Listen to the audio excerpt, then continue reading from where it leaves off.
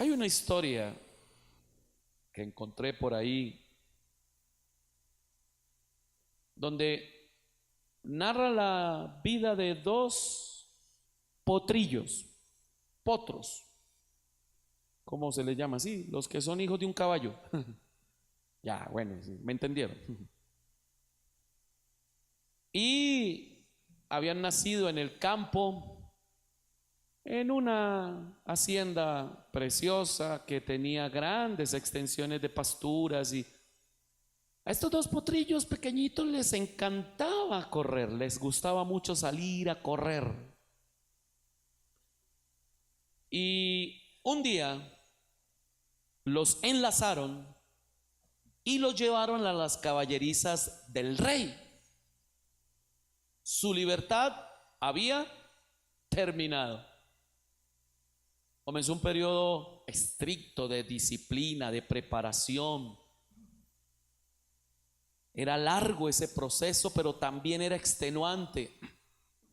Estos dos potrillos nunca se imaginaron que existía algo así, y pues estaban a veces cansados, extenuados.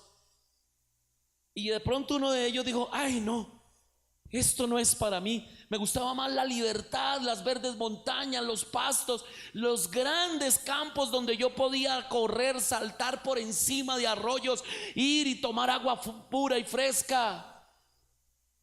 Y aquí se rebeló. De un momento a otro vio que la puerta había quedado abierta y arrancó y se fue.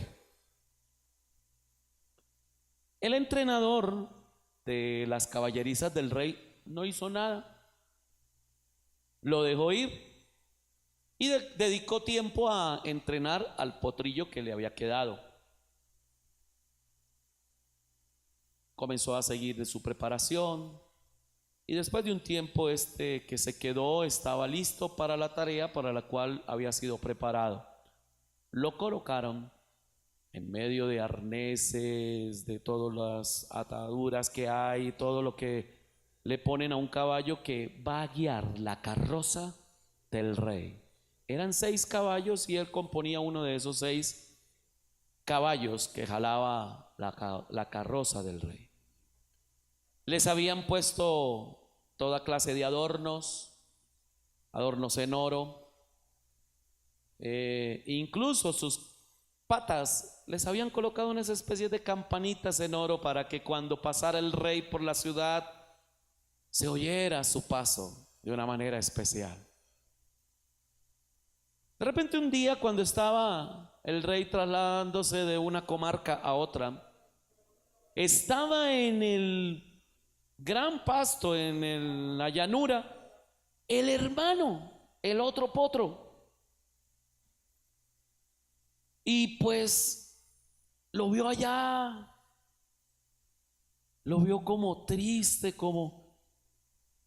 porque definitivamente pues le tocaba ahora defenderse prácticamente solo. Y alguien le dijo: ¿ese no es tu hermano el que estaba allá? Dijo: sí, yo no sé por qué me escogieron a mí y no a mi hermano, pero lo veo mal. Otro caballo dijo: mire, ¿saben qué es lo que pasa? Lo que pasa es que él se sujetó a la voluntad y a la disciplina de su rey y de su maestro. Y como no se sujetó, pues ahí están las consecuencias. Vino una sequía en todo el reino, una gran sequía que azotó todo el reino, y el caballo que se había ido estaba pasando grandes dificultades, flaco, debilucho. Vio pasar de nuevo la carroza del rey, y claro, ahí iba su hermano, vigoroso, bien cuidadito. Y pues se acercó la carroza, la estacionaron en un lugar, y se acercó el caballo que se había rebelado. Le dijo: ¿dónde consigues tú en estos días de sequía cómo saciar tu hambre? necesito comer o de lo contrario moriré. Su hermano le dijo, pues en los establos del rey y de mi maestro, allí me dan comida, me dan agua. Él nos alimenta con mucho amor, nos prepara para todo esto que hacemos y allí nunca se acaba ni la comida ni el agua.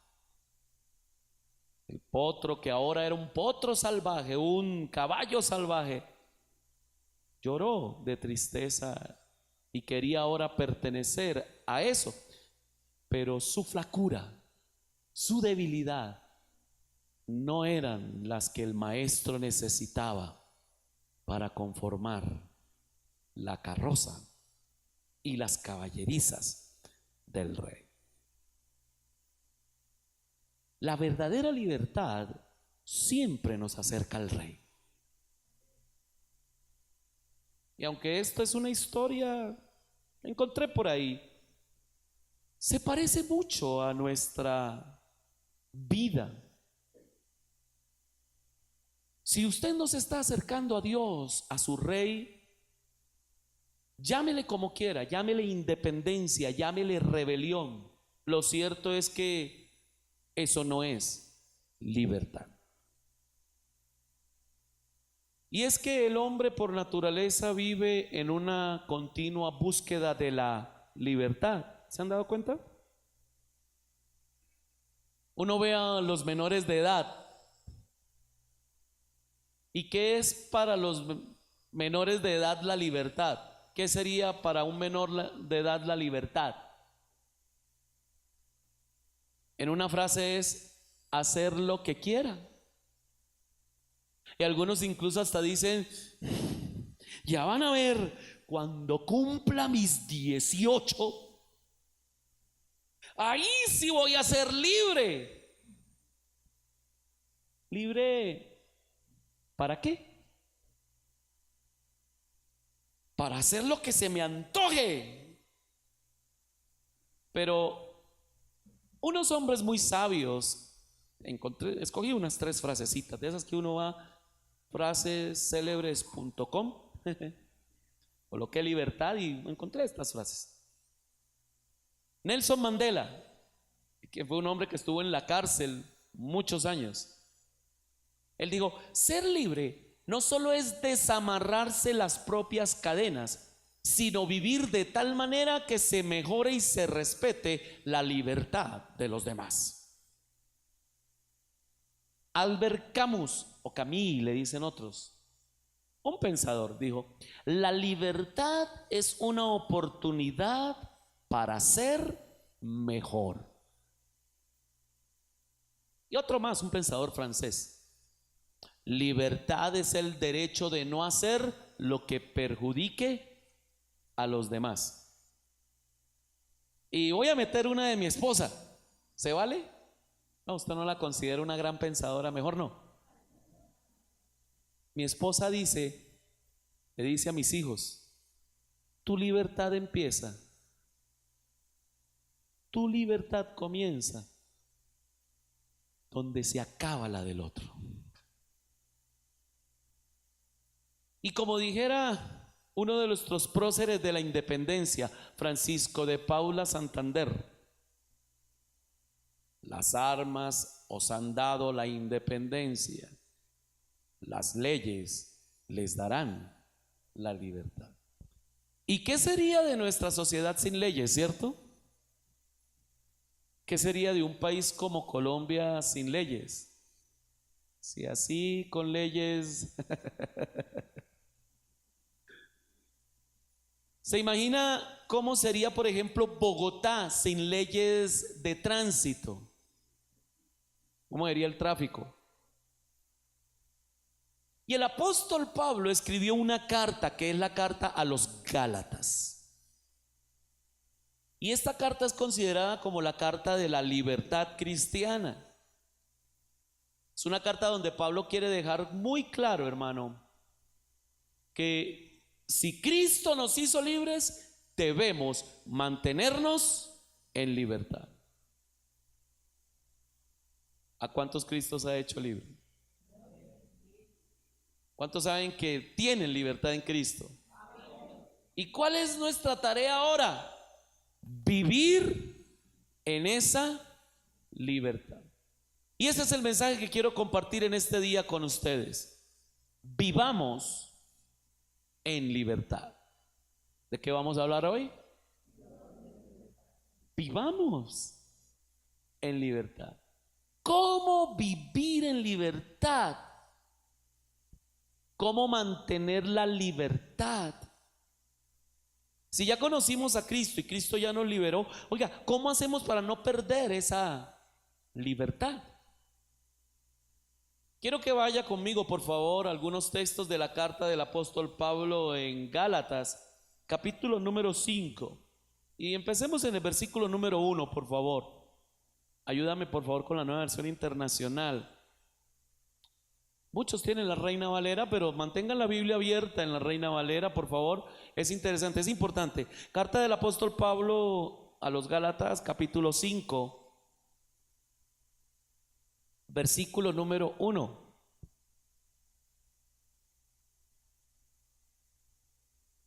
Dice así la palabra del Señor: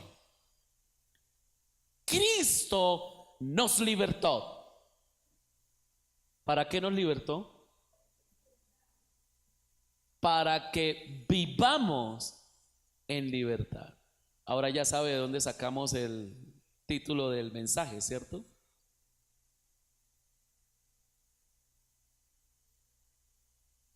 Por lo tanto, ¿sí lo está leyendo así? Por lo tanto, ¿qué tenemos que hacer?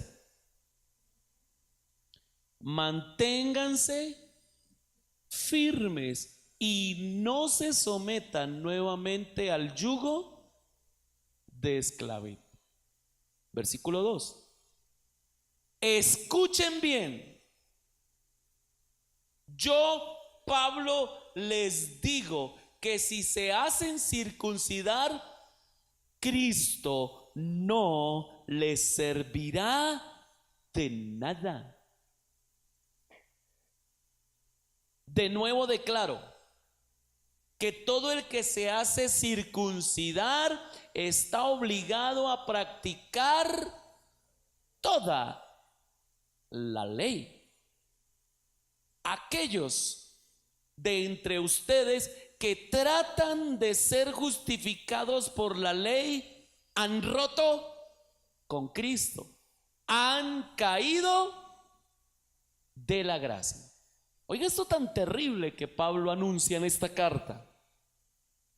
Los que tratan de cumplir la ley, ¿de qué se cayeron? Amén. De la gracia. ¿Y qué pasó entre la relación que había con los que estaban con Cristo? ¿Qué pasó en la relación que tenían con Cristo?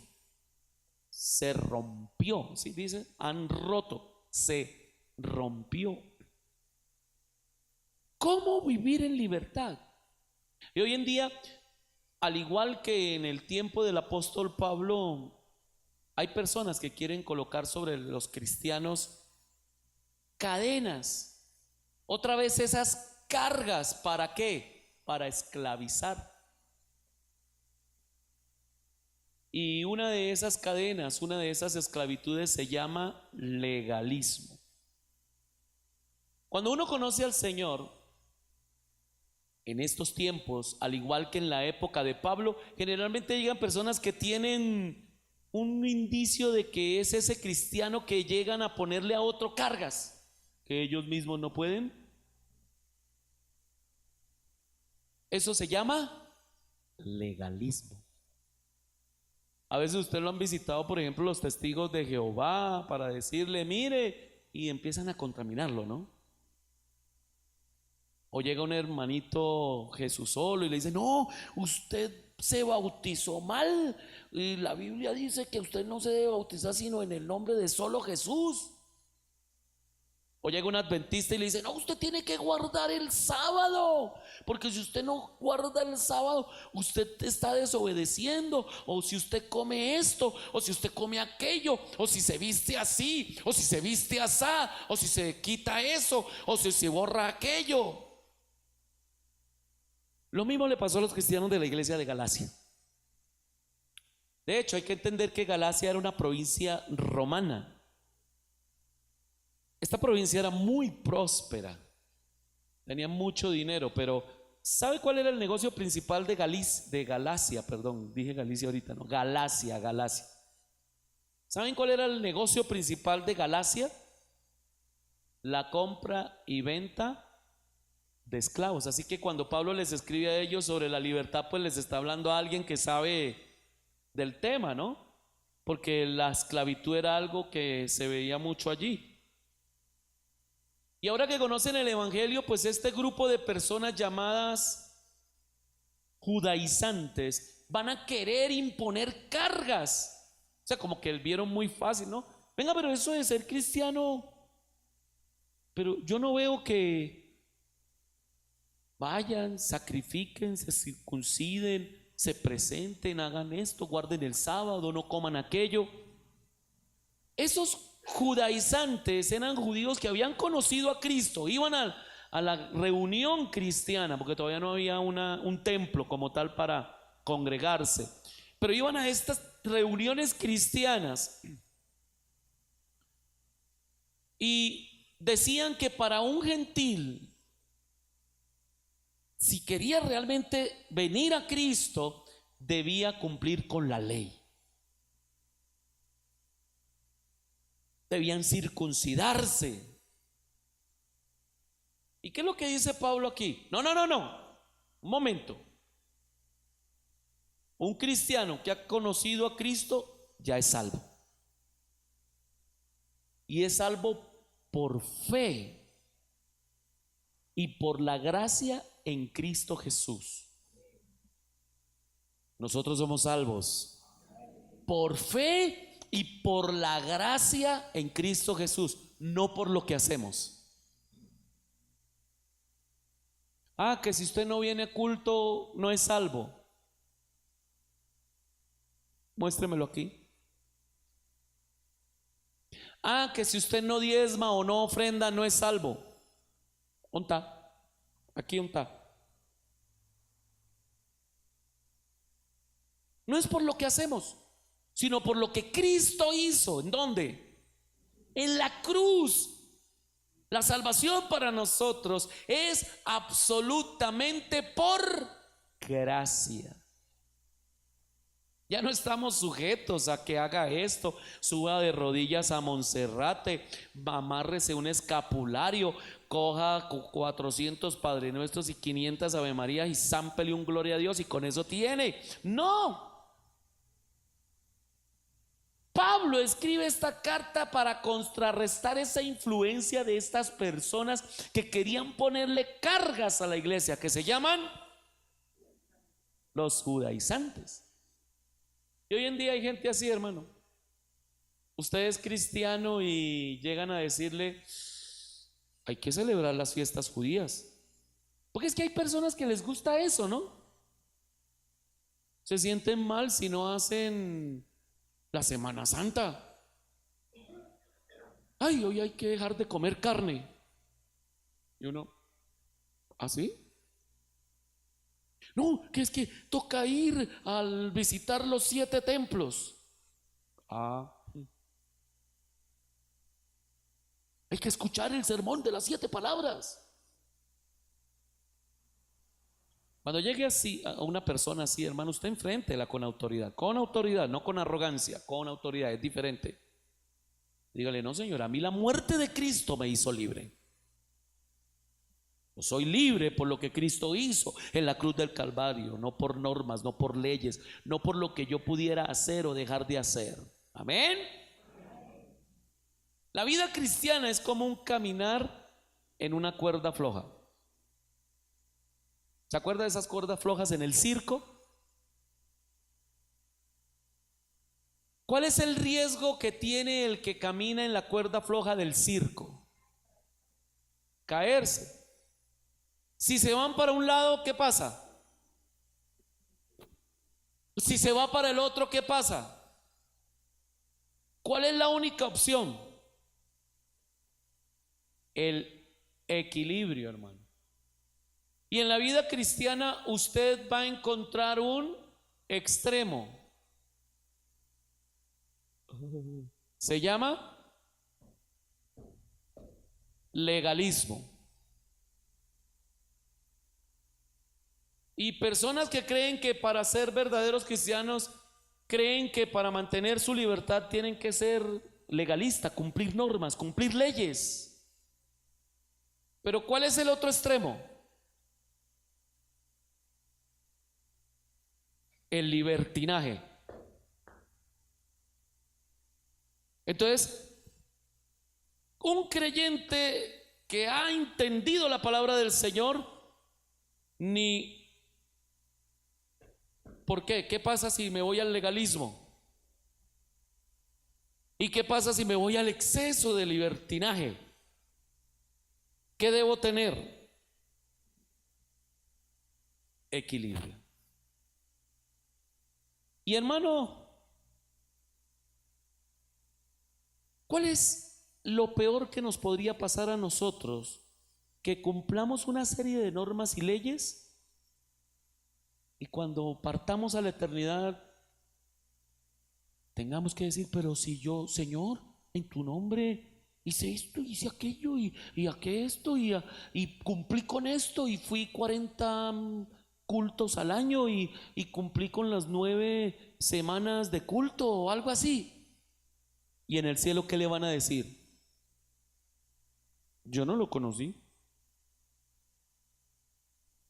¿A qué hemos sido llamados? A ser libres. ¿A qué hemos sido llamados? Miren por favor el capítulo 5 de Gálatas. Vamos a estar en Gálatas, por favor. Versículo número 13. Y sigamos en la Nueva Versión Internacional. Gracias, mi hermano. 5:13 de Gálatas. Les hablo así, hermanos, porque ustedes han sido llamados a ser. ¿A qué hemos sido llamados? Pero, ¿cuál es el pero? Pero no se valgan de esa libertad para dar rienda suelta ¿a qué? ¿A qué? A sus pasiones. Más bien sírvanse unos a otros con amor. Ahora, ¿cuál es el otro extremo? El libertinaje. Y en eso se va a mover tanto usted como yo. Nos vamos a mover toda nuestra vida. Cristiano que se mueve hacia el legalismo, cristiano que se mueve hacia el libertinaje. Así. ¿Y qué es lo que yo debo hacer? Guardar un equilibrio. Y el libertinaje sencillamente es la creencia de algunos que dicen, yo ya soy salvo, y como dice la secta esa falsa, creciendo en desgracia, perdón, sí, es así que se llama, que pues ya usted siendo salvo, pues una vez salvo puedo hacer todo lo que quiera, puedo hacer lo que se me antoje. Igual, si ya soy salvo, pues voy a ser salvo, ya, punto. Pues entonces hay cristianos así, ¿no? Y viven en pecado y dicen que porque tienen libertad para pecar, porque como ya son salvos. Pero ¿cuál es la opción? ¿Cómo podemos vivir libres? ¿Cómo nos podemos mantener libres?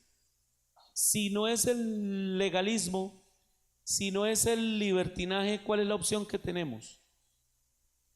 ¿Y qué es lo único que nos daría el equilibrio? La única opción que usted y yo tenemos es permitir que el Espíritu Santo de Dios controle y gobierne nuestras vidas. O sea, la opción para vivir en la verdadera libertad se llama la persona del Espíritu Santo de Dios. Porque ¿dónde está el Espíritu de Dios? Entonces sí, entonces es algo que usted ya conoce, es algo que usted sabe. La pregunta del $1.000.000. Bueno, sí, pastor, el Espíritu nos va a hacer libres, pero ¿cómo? ¿De qué manera el Espíritu Santo me hace libre? Y yo quiero recordar de lo que dice este texto. Capítulo 5, versículo 1. Volvamos a eso que comenzó Pablo escribiendo ahí. Cristo nos libertó para que vivamos en libertad. Dígaselo a alguien. Cristo nos libertó para que vivamos en libertad. ¿Y qué tal si le pone un poquito más de ánimo, como si lo creyera? Cristo nos libertó para que vivamos en libertad. Quiero que consideramos en esta hora 3 implicaciones para poder vivir en libertad. Y se las voy a dar de primerazo, sí, o sea, esto poco lo hacen los predicadores, pero se las voy a dar porque es que veo que alguien me está ahí durmiendo, entonces se las doy de primerazo para que no vaya a decir, ay, a mí me robaron esa predicación, no me dijeron las 3 cosas que me van a decir, y no, fue que se durmió. Entonces se las voy a dar de entrada. Las 3 cosas que tenemos que hacer, 3 palabras claves, anótelas, al menos en su corazón, si no trajo con qué. La primera es andar, la segunda es acabar y la tercera es aprender. ¿Cuáles son? Andar, acabar y aprender. Un poquito más animado, a ver. Andar, acabar, aprender. Estos son los 3 elementos que nos van a ayudar a vivir en libertad. Mire el versículo 16, primer elemento del capítulo 5, sí, de Gálatas 5:16. ¿Cómo lo dice Pablo? Vamos a ir a la traducción Reina Valera, porque ahí me interesa la palabra que usa la Reina Valera, no aquí. Dice, ahora sí, gracias. Mírelo como lo dice la Reina Valera. Digo pues, andad en el Espíritu y no satisfagáis los deseos de la carne. Ahora, ¿cuál es la orden del Señor aquí? ¿Andar qué? Andar en el Espíritu. ¿Qué será eso de andar en el Espíritu? ¿Será como andar englobado por allá, volando? Oiga, ole, ¿será eso? Mire cómo lo dice en la Nueva Versión Internacional, ahora sí, por favor. Así que les digo, en la Nueva Versión Internacional, vivan por el Espíritu y no seguirán los deseos de la naturaleza. Ahora, al momento de recibir a nuestro Señor Jesucristo, ¿cuántos ya recibieron a nuestro Señor Jesucristo? Veo que todos. Bueno, entonces este mensaje es para usted. Al momento de recibir a nuestro Señor Jesucristo, recibimos parte de la naturaleza divina. Creo que lo dije en una predicación hace unos días. Como lo dice el apóstol Pedro, fuimos llamados a ser participantes de la naturaleza divina. Sí, lo dije en una predicación, ahora ya me estoy acordando. Y cuando usted recibió a Cristo, ¿qué pasó con la persona del Espíritu Santo? Muy bien, vino a morar en mí. Y si Él vino a morar en mí, como dice el apóstol Pablo, fuimos llamados a ser participantes de la naturaleza divina. Ahora, cuando usted recibe a Cristo, pues recibe al Espíritu Santo, y cuando recibe el Espíritu Santo, está usted con la naturaleza divina, o sea, la naturaleza de Dios. ¿Usted se alegra por eso? Pero en el momento en que usted recibe la naturaleza divina, hay una lucha, hay una guerra. Es una guerra que el apóstol Pablo la llama la guerra entre la carne y el espíritu. Esa guerra es tremenda, es terrible, está ahí luchando. Regálame el versículo 17, por favor. Es una guerra ahí que usted tiene internamente. Pablo describe esa guerra diciendo, porque esta desea lo que es contrario al espíritu. ¿De quién está hablando? Realmente esta versión la trata como la naturaleza pecaminosa. Muy bien, muy bien. Cuando la Biblia habla de carne, sarcos en el griego, está hablando de la naturaleza pecaminosa. Volvamos al 17. Porque esta, ¿qué pasa con esta? Desea lo que es contrario al espíritu. La carne desea lo que es contrario al espíritu. Y el espíritu desea lo que es contrario a la naturaleza pecaminosa. Entonces, ¿qué hay dentro de usted? Una lucha. Ahora, ¿qué más dice? Los dos se oponen. ¿Sí dice eso ahí? Ahí está. ¿Qué más dice? De modo que ustedes no pueden hacer lo que quieren. Tremendo, hermano. Antes de conocer a Cristo, ¿cuántas naturalezas teníamos? ¿Cuál? Una naturaleza, la naturaleza pecaminosa. Pero ahora usted vino a conocer a Cristo, es decir, usted llegó un día arrepentido ante la presencia del Señor e inmediatamente, ¿qué vino sobre usted? La naturaleza divina. ¿Qué quiere hacer la naturaleza carnal? ¿Lo bueno o lo malo? ¿Y qué quiere hacer el Espíritu Santo en nosotros? ¿Lo bueno o lo malo? O sea, ¿qué hay ahí? Pero les tengo noticias. ¿Cuánto cree usted que va a durar esa lucha? ¿Hasta que me bautice? ¿Hasta que el pastor ponga la mano en mí? ¿Hasta que el apóstol me unja? Toda la vida. Pero es que usted ve cristianos que son buenos cristianos, sinceros, pero que de un momento a otro fallan y pecan. ¿Por qué pecaron? Porque dentro de ellos hay una lucha. Y lamentablemente en esa ocasión parece ser que ganó la carne.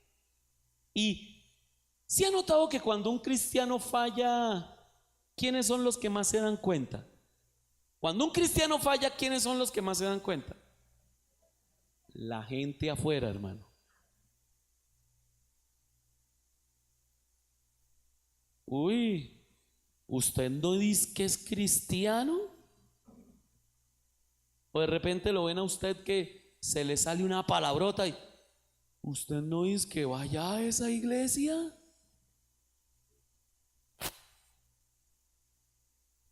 Oiga, no nos rebajan ni media, ¿no? Con razón Pablo dijo que éramos cartas.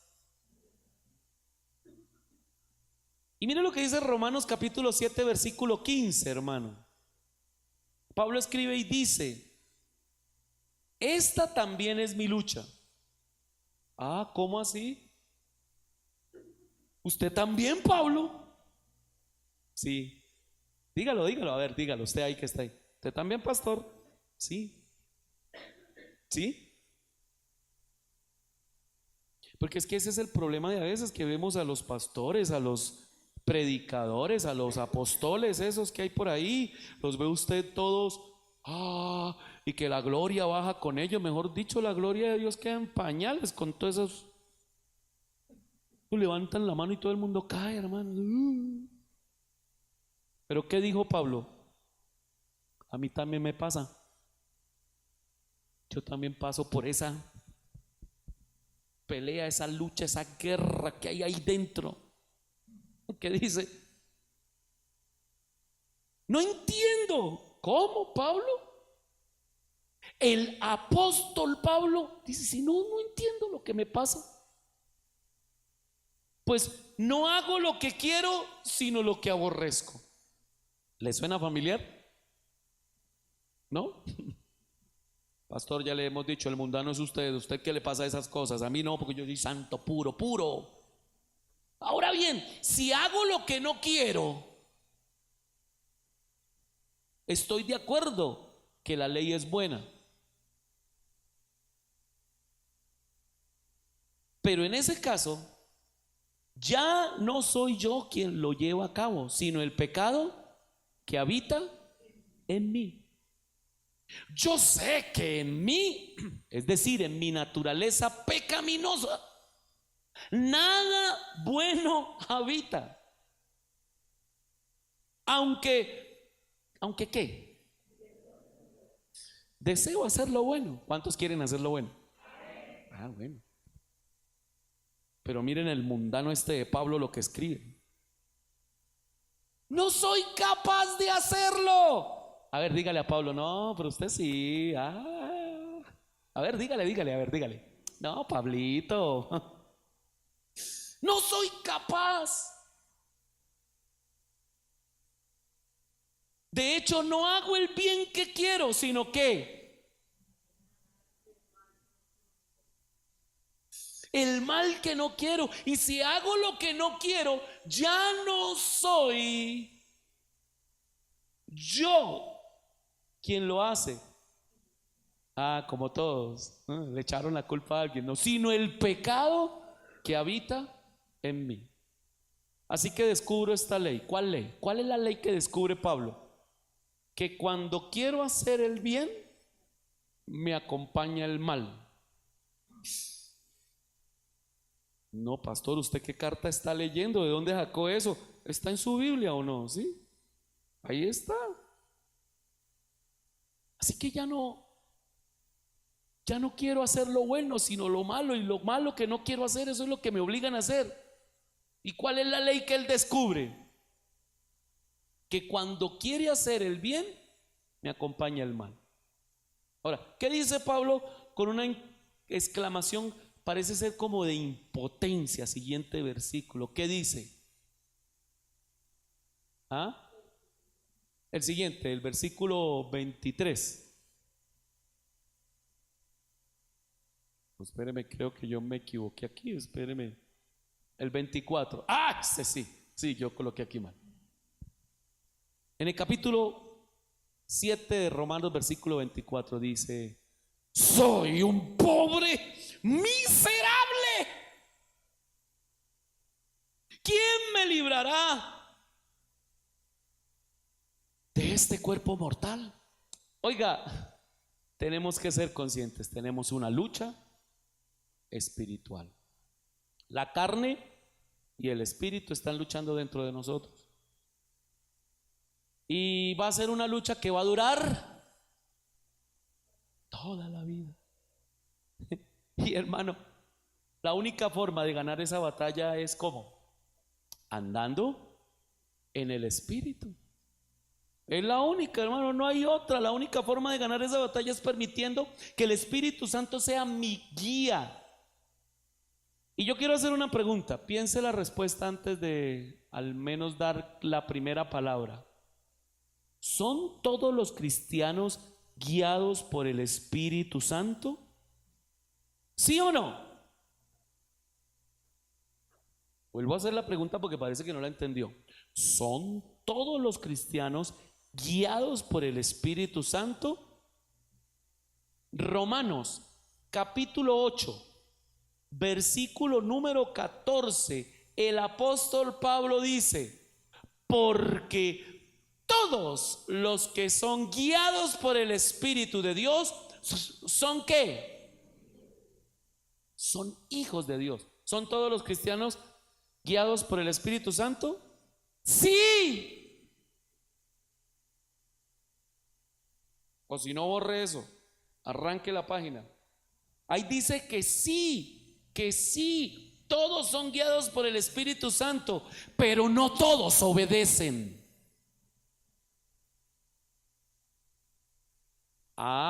Pastor, ¿cómo así?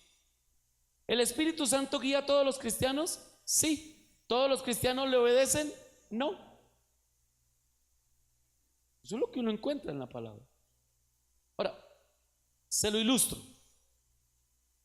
Mañana a las 4:20 de la mañana suena el despertador. Y el Espíritu le dice: espere, ¿para dónde va? ¿Para el baño, Señor? Tengo una ida. Espere, ¿por qué no? Pero bueno, está bien, vaya, pero apenas vaya, haga lo que tenga que hacer, pero venga y búsqueme. Tenga un tiempo, como nos enseñaron ayer en un taller que estábamos recibiendo de liderazgo, tenga un tiempo en lo secreto. Pero ¿qué decimos? Yo tengo sueño, tengo mucho frío. ¿Me está guiando el Espíritu Santo? Sí. ¿Le estoy obedeciendo? No. Vas por la calle, va una señorita, muy escasa de ropa ella, porque con esta situación de pobreza y necesidad en el mundo, y tú la ves, y el Espíritu te dice: cuidado mis ojitos lo que veis. ¿El Espíritu te está guiando? Sí. Y usted voltea a mirar y el Espíritu le sigue diciendo: ojo, no, ya la miró, pero ya no más. Y usted sigue. ¿Obedeció? ¿Te está guiando? ¿Cuál es el problema, hermano? El problema no es del Espíritu Santo, si nos guía o no nos guía.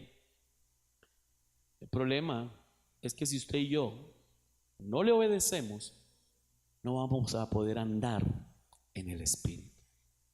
Permita que el Espíritu Santo lo guíe, pero obedézcale. Obedézcale. O sea, eso es lo que yo quiero decir cuando digo andar en el Espíritu, es que seas consciente que el Espíritu Santo siempre está guiando, pero pues Él habla. El problema es que si usted le oye pero no le hace caso, pues igual andar en el Espíritu no le va a ayudar en nada. No lo va a tener. Y andar en el Espíritu tiene dos cosas: escuchar y obedecer. Porque ya que descubrimos, las leyes no funcionan. La ley, ¿se acuerdan los legalistas? La ley no funciona. Vaya donde un niño y dígale: no se suba ahí. ¿Qué hace?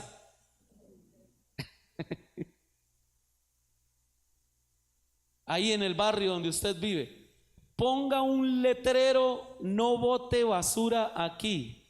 Y el de la casa del vecino no pone ningún letrero. ¿Dónde botan la basura? La ley no sirve, hermano. Las normas no sirven. ¿Me lo inventé yo? No, lo estamos leyendo aquí por la palabra. Cualquier cantidad de normas: no coma cerdo, no se maquille así, no se ponga pantalón, no se haga piercing, no se haga, pastor, hay que hacerse piercing. No, yo no le estoy diciendo que no, que sí, que lo que le estoy diciendo, porque un día va a entrar por esa puerta un tatuado lleno de rastas y con 40,000 piercings. ¿Lo desechamos? Espero que recuerde esa respuesta el día que venga. Pero no es lo que me ponga, no es lo que use, no es la norma, no es la regla, no es la ley. ¿Qué es lo que nos va a ayudar a cambiar? Obedecer la voz del Espíritu Santo de Dios. Ahora, tratar de cambiar a nuestras fuerzas, ¿cuántos lo han comprobado que no funciona? Con nuestras fuerzas, o sea, así, yo haciendo fuerza por cambiar. No. Se puede tomar una selfie para el WhatsApp o para el Facebook. Yo haciendo fuerza por cambiar. ¿Y qué? Puede ponerlo ahí, hermano. No funciona. Pasa como cuando usted va y barre un cuarto que está lleno de polvo. Si usted no le echa agüita, ¿qué pasa cuando usted está barriendo? Se alborota el polvero, el tierrero, ¿cierto? Entonces, ¿qué es lo que hay que echarle? Agüita. Barre y agüita. Barre y agüita, ¿sí o no? Pues hermano, ¿cuál es el agüita que nos dejaron a nosotros? El Espíritu Santo de Dios. Esa agüita representa la persona, el poder del Espíritu de Dios, porque el Espíritu de Dios, donde está el Espíritu Santo de Dios, nos ayuda a transformar nuestra vida de una forma que ni siquiera podemos entender. Nuestras buenas intenciones no sirven de nada. Querer cambiar no va a servir. Querer hacerlo no. ¿Qué dijo el apóstol Pablo? No puedo. Sí, lo leyó usted conmigo. ¿Qué dijo?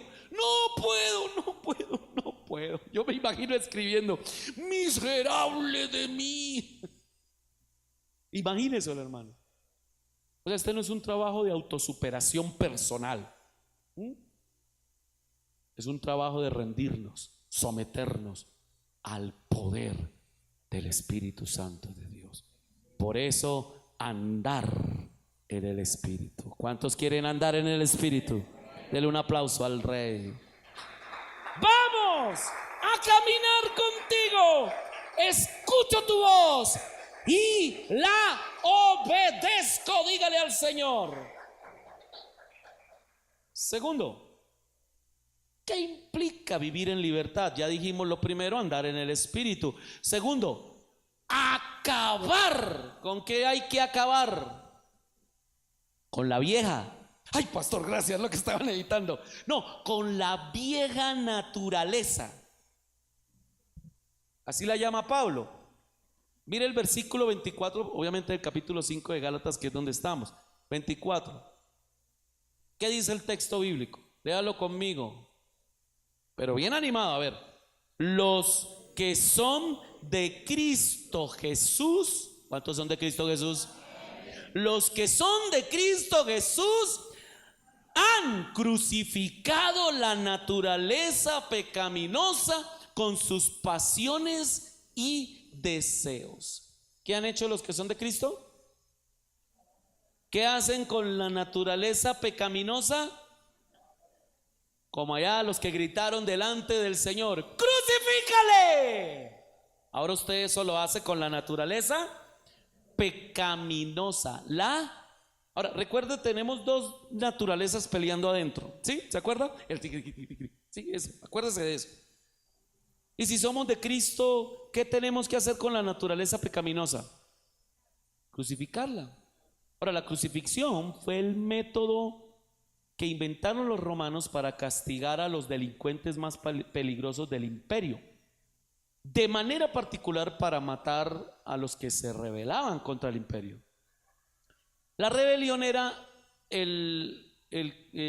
se controlaba por medio de la crucifixión, y esta crucifixión era un método para matar personas, pero un método con algunas características. Primera característica, y quiero que la tenga en cuenta para esto: era un proceso lento. No era como la guillotina, que esa es más reciente, ¿no? O sea, ya, un solo dolor. No, la crucifixión era un proceso lento. Mire, colgar en la cruz a alguien y podía pasar un día entero ahí. Hay casos que se han documentado de que pasaban días enteros. ¿Hasta qué? Hasta que morían. ¿Por qué morían? Desangramiento o por asfixia. Por eso les partían las piernas, para que ya no tuvieran cómo, ¿sí?, cómo empujarse, y cuando les partían las piernas, ya caían y ya esto se oprimía los pulmones y ya no podían respirar. La crucifixión no solamente era un proceso lento, era un proceso doloroso. Si usted y yo hubiéramos vivido en la época del Imperio Romano, por ahí me conseguí una imagen. Las vías que comunicaban al imperio, en todos los alrededores de esa vía, ¿qué iba a encontrar usted? ¿Qué podía encontrar en las vías? Personas crucificadas. Mire, me conseguí esa imagen por ahí en internet. Mire, así era. Persona crucificada. Pero eso sí, ellos decían que era un método que no solamente era doloroso, lento, visible, sino que además era, según lo que decían los romanos, efectivo. Porque la persona moría porque moría. No había. ¿Y qué es lo que dice Pablo que tenemos que hacer con nuestra naturaleza pecaminosa? Crucificarla. O sea que, ¿cómo es ese proceso de crucificar nuestra naturaleza pecaminosa, esa vieja manera de vivir? ¿Cómo es? Lenta, dolorosa, visible y efectiva. ¿Cuánto vamos a durar en el proceso de crucificar la carne? Toda la vida, hermano. Hasta el día en que usted se muera. Hasta el día en que se muera, hermano. Por eso tenemos que acabar con esa naturaleza pecaminosa. Versículo 19 de ahí de Gálatas 5, por favor. Las obras de la naturaleza pecaminosa, ¿cuáles son? Miren, vamos a echarle una miradita a esas obras. Las obras de la naturaleza pecaminosa se conocen bien. Y yo creo que aquí, pues para nuestra mejor comprensión podemos agruparlas en 4 grupos, valga la redundancia. Un primer grupo es el de los pecados en el área sexual. ¿Y cuáles son esos pecados? Mire la Reina Valera, por favor, ayúdeme con la Reina Valera. Adulterio, fornicación, inmundicia, lascivia. Es decir, pecados del área sexual. Son evidentes, o sea, esa es la obra de la carne. ¿Y qué son esos pecados en sí? Son sencillamente el hecho de tener en bajo concepto el sexo. ¿Usted cree que el sexo lo creó Dios? ¿Usted cree que el sexo es bueno? ¿Usted cree que el sexo es una bendición? Bueno, algunos no están convencidos, debe ser porque o están solteros o porque tienen un matrimonio con problemas, pero bueno, eso lo arreglamos en otra predicación. Pero en conclusión, el sexo que Dios creó, lo creó como una bendición para deleite, pero Dios dijo que el sexo es un deleite para disfrutar única y exclusivamente dentro. Los fornicarios y los adúlteros no heredarán el reino de los cielos. Y puede que nos digan retrógradas, retrasados, y que nos digan lo que quieran, pero personas que viven teniendo relaciones sexuales sin ser casadas viven en problemadas. Yo no dijo amén, yo no sé si pertenece al equipo de los que, pero, o sea, el retrógrada aquí resultó siendo el pastor. Bueno, qué bueno, hermano, que yo sea el retrógrado aquí. Pero le estoy queriendo decir en esta mañana, amado hermano, si estamos controlados por la naturaleza pecaminosa, este primer grupo nos va a afectar tremendamente. Por eso Pablo lo pone ahí de primerito. Los otros pecados están relacionados con el área espiritual. ¿Y cuáles son? Versículo 20, por favor. Idolatría, hechicerías. Ahora, son pecados ¿qué? Espirituales. Y así como los pecados sexuales es tener en bajo concepto el sexo, los pecados espirituales es tener en bajo concepto a Dios. ¿Sí o no? Porque es la estupidez de fabricar una imagen, un muñequito y creer que eso es Dios.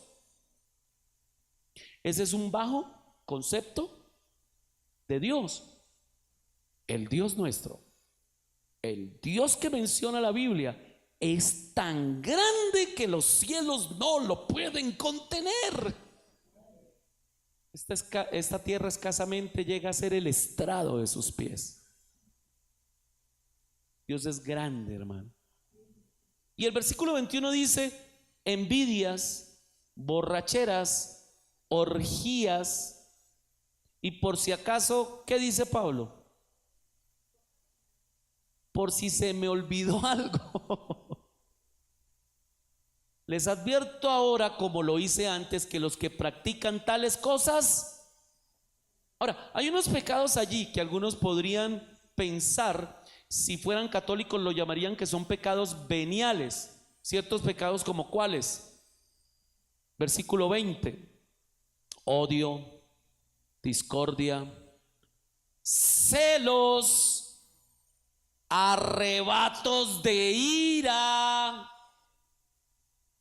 rivalidades, disensiones, sectarismos, envidias. ¿Qué creen? ¿Por estos pecados la gente se puede condenar? Últimamente los evangélicos en Colombia se les ha dado por creer que los pecados imperdonables son los pecados que tienen que ver con el orden sexual.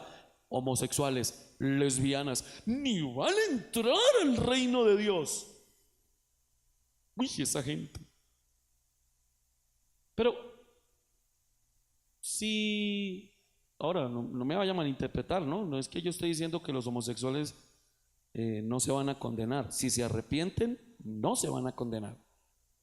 Bueno, solo uno lo creyó, pero eso es lo que dice la Biblia. Pero pregunta que me han hecho muchas veces: ¿se puede perder la salvación?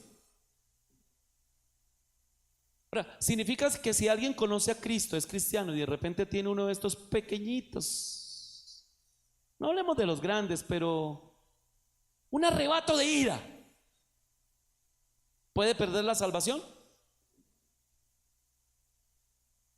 Mire lo que dice la última frase del versículo 21, el último texto ahí. Les advierto ahora, como antes lo hice, que los que practican, y esa es la palabra que hay que subrayar, practicar. ¿Quiénes no heredarán el reino de Dios? Los que practican. ¿Y qué es una práctica? O sea, lo que está demostrando es que no ha recibido la persona del Espíritu Santo de Dios. Ahora, los que practican tales cosas, si usted recibe el Espíritu Santo, usted puede pecar. ¿Ah? Perdón, pastor. No debe, pero puede. El Espíritu Santo no va a impedir siempre que tú peques. ¿Qué ocurre? ¿Cómo te sientes cuando pecas? Ese es el tema. ¿Escuchó? Uy, no, es que me sacó la piedra, es que de verdad no me pude contener y ahora me siento pero mal. No debía haberlo hecho. El Espíritu Santo está ahí. ¿Y qué hace el Espíritu Santo? Te convence, te redarguye, te arrepientes, pides perdón, cambias y por lo tanto tu salvación se mantiene. Claro que no vamos a discutir ese tema que lleva 2000 años, hermano, de teólogos tratando el tema. ¿Se pierde o no se pierde la salvación? Una vez salvo, siempre salvo. Hay una predestinación. No, en eso no. Pero los que practican tales cosas, ¿qué tenemos que hacer con esa naturaleza pecaminosa? Crucificarla. Tenemos que acabarla. Por eso, acabar. Como los médicos cuando encuentran un cáncer, ¿qué le dicen? Ay, venga, mire, encontré el cáncer aquí, tan bonito, ay, tan lindo. ¿Usted lo había visto así? No, yo no había visto un cáncer así. ¿Cómo le parece? No, tan lindo. Pues por una foto. ¿Qué hace el médico? Corta, extirpa el mal. Ahora, esa no es la única forma. Otra forma, y está usted en un país tan experto en matar, es la forma violenta. Es lo que dice Pablo aquí: crucifíquela, ¿sí? Esa es la forma violenta para acabar con la naturaleza pecaminosa. Acabar, acuérdense que estamos en el punto de acabar con la vieja naturaleza. Ahora, el problema es que hay unos cristianos que ¿qué hacen con la naturaleza pecaminosa? Ay, es que yo soy así, pastor. Ay, pastor, es que la consienten.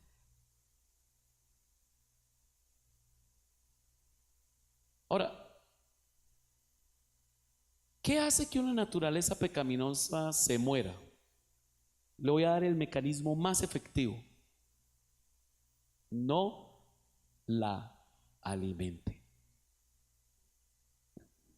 Si un niño nace y usted no lo alimenta, ¿qué le pasa? Se muere. Ay, no, pastor, pobrecito.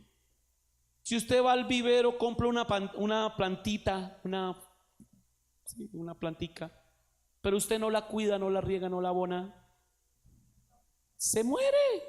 Si no la alimenta, se muere. ¿Qué pasa con un matrimonio que empezaron Ay, eso cuando eran novios se abrazaban, se besaban, se tocaban, se jalaban, hacían de todo. Pero ¿qué pasó cuando llegó el matrimonio? Nada de nada. ¿Qué pasa con ese matrimonio? No se alimenta, se muere o no. Asimismo, la naturaleza pecaminosa, si no la alimentamos, se muere. ¿Dónde radica el problema? Y lamentablemente lo que más hacemos nosotros es en alimentar la naturaleza pecaminosa. Ay, pastor, es que yo no puedo, mire, es que yo he tratado, yo lucho tanto en mi vida sexual, a mí me cuesta tanto trabajo ser fiel. Le dice uno por ahí, un hermano, ¿no? Y allá en el fondo yo quiero dejar. Sí, pero cuando uno está oyendo allá al fondo en el celular, escucha que dicen: una aventura es más bonita. ¿Qué está haciendo? Por eso el viejo cuento de los pastores y los predicadores: no escuche música mundana, hermano. Escuche más bien música que alaba, glorifica y exalta a Dios, que alimenta nuestro espíritu. A la naturaleza, déjela aguantando hambre, póngala a aguantar hambre, amén. Que aguante hambre, que se muera. Romanos capítulo 8, versículo 13.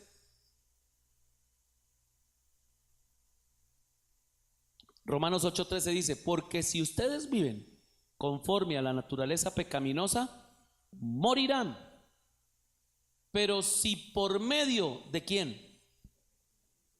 ¿Cuál es el secreto aquí realmente para matar la carne? No es su fuerza, no es su actitud mental positiva.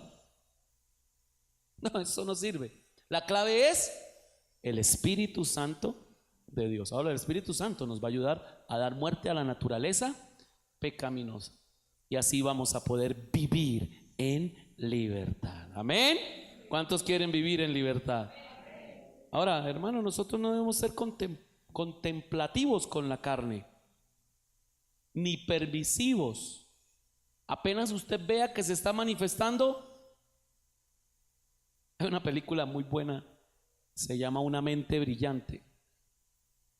Cuando la preguntábamos en las tiendas: perdón, ¿usted tiene una mente brillante? Y lo voltean a mirar a uno. No, se la recomiendo. Es excelente la película. Resulta que el tipo va fabricando una serie de situaciones, unas ideas con 3 personajes que se le presentan. Pero solo un día, el día que decidió ignorarlos, dejaron de perseguirlo.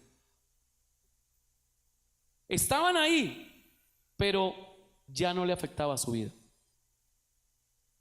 El sexo, las páginas pornográficas, los vicios están ahí, pero ya no le van a afectar su vida, porque usted no los está alimentando. Amén. Tercero, 2 minutos para acabar, hermano. ¿Me da los 2 minutos? Permiso, entro. Dijimos que para vivir en libertad, andar en el Espíritu, acabar con la vieja naturaleza. Y tercero,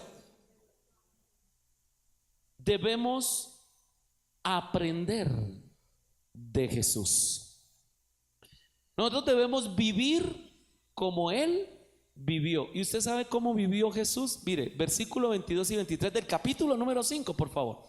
Sí, usted va a decir: uy, pero son 9, pastor, y solo le quedan 2 minutos. 1 minuto en este momento. Tranquilo, hermano. Mire, versículo 22 y 23 del capítulo 5 es la descripción del carácter de Cristo, y por ende, si nosotros tenemos la naturaleza divina, es la descripción del carácter del creyente que quiere vivir en libertad.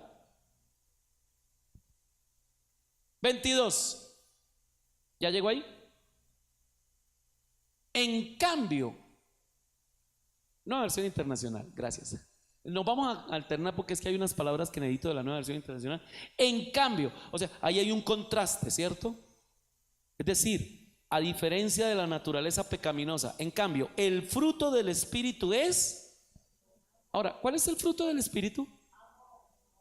Amado hermano, lo interesante es que aquí, como algunos ya lo saben, hay 9 características, pero esas características realmente vienen del amor. Y encontré un folleto muy bonito, muy bonito. Ponga la presentación, por favor, porque definitivamente no dice los frutos del Espíritu son, no, dice el fruto del Espíritu es amor. Y es que todo lo que viene de ahí para abajo, encontré un escrito muy hermoso.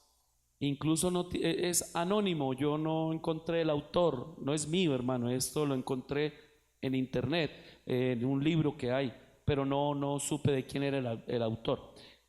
El amor es la fuente de todo lo que desarrolla las características de la persona que está siendo guiada por el Espíritu Santo. Porque, ¿qué dice? A ver, empecemos con los que están leyendo el versículo 22. Amor, el fruto del amor es, el fruto del Espíritu es amor. Gozo, ¿qué es el gozo, hermano? Amor feliz, amor con alegría, amor alegre. No es la alegría que produce tener cosas materiales. ¿Me están escuchando? Porque al final de cuentas, Dios es el que tiene el control de todo. Los que aman a Dios, todas las cosas les ayudan para bien. El cristiano lo sabe y lo tiene claro. Entonces, ¿qué es el gozo? Amor, paz. ¿Qué es la paz? Amor en reposo. Es decir, confiar que Dios todo lo tiene en sus manos. Eso se llama paz. ¿Cuál sigue, hermano? ¿Cuál es la siguiente? Paciencia. ¿Qué es la paciencia? Amor que soporta. Y en eso es experta mi esposa. Me soporta. ¿Por qué? Porque me ama. Amén. ¿Cuántas esposas hay aquí pacientes? ¿Y cuántos esposos? El hermano allá levanta la mano diciendo amén y voltea a mirar a la esposa. Eso es paciencia. Porque en lugar de ver uno personas que tienen amor que soporta, hay los que son insoportables. ¿Cuál sigue? Benignidad. ¿Qué es benignidad? Benignidad es amor reinando. Amor que reina. Amor que está reinando. Es decir, la benignidad es buscar oportunidades para ayudar a otros. Donde hay amor, si en esta iglesia hubiese amor, ¿cierto? Hubiese, perdón, benignidad, discúlpeme. Si hubiese benignidad, no había necesidades. Todos quieren, no, aquí reina el amor. No, es que, no, se me cayó el tacón del zapato y el hermano me dijo, tranquilo, venga, yo le doy unos zapatos. Nadie dijo amén, qué falta de fe tan tremenda, pero bueno. Pero el amor donde reina hace ver que una persona es amable. ¿Y qué es ser amable? Una persona que se deja amar. ¿Y cuántos conocen gente que no es amable sino que es insoportable? ¿Cuál sigue? Bondad. ¿Qué es bondad? Amor en acción. Se refiere a hacer el bien, el que discierne entre lo correcto, lo incorrecto y de una vez dice, no, a mí me parece que lo bueno es esto, lo que hay que hacer es esto. ¿Sí?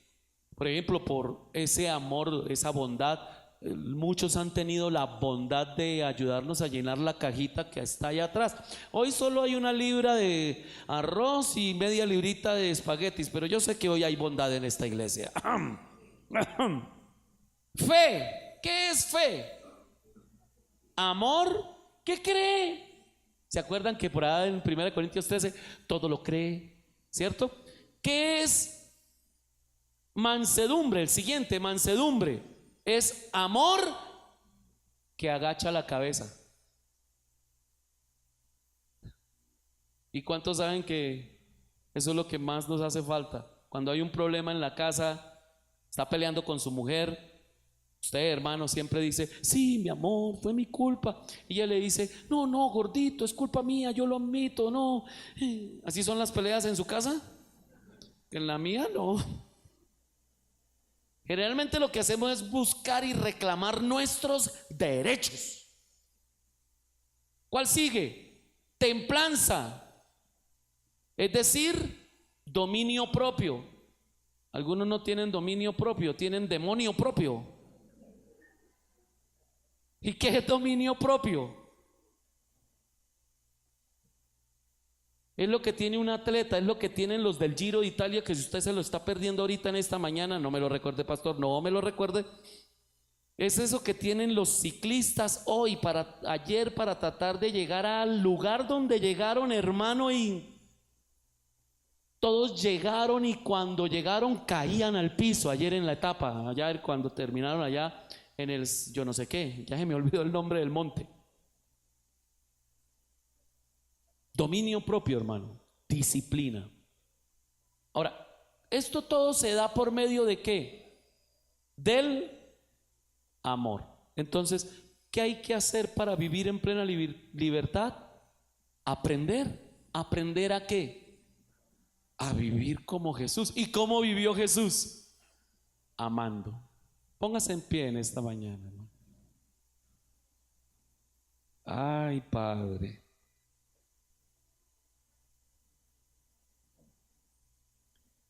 Vivir en libertad implica andar en el Espíritu,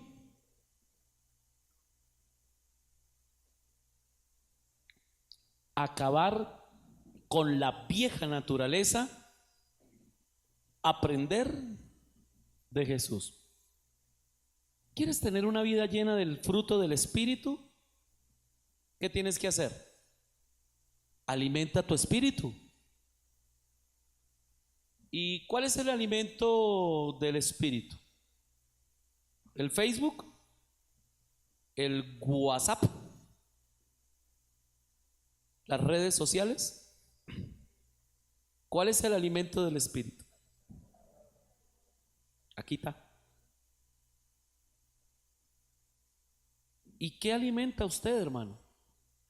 Alguien dijo que dentro del ser humano hay dos lobos. Ah, por eso los dos perros esos que están ahí, no, son lobos, hermano. Y que esos dos lobos viven en una continua pelea. ¿Se acuerda lo que dijimos? El lobo del bien y el lobo del mal. ¿Quién ganará la pelea finalmente? ¿El lobo del bien o el lobo del mal? No. ¿Sabe cuál lobo va a ganar? No es el lobo del bien ni el lobo del mal. ¿Sabe cuál va a ganar? El que tú alimentes. ¿Quién va a ganar esta pelea en nuestra vida, hermano? ¿La carne o el espíritu? La que tú alimentes.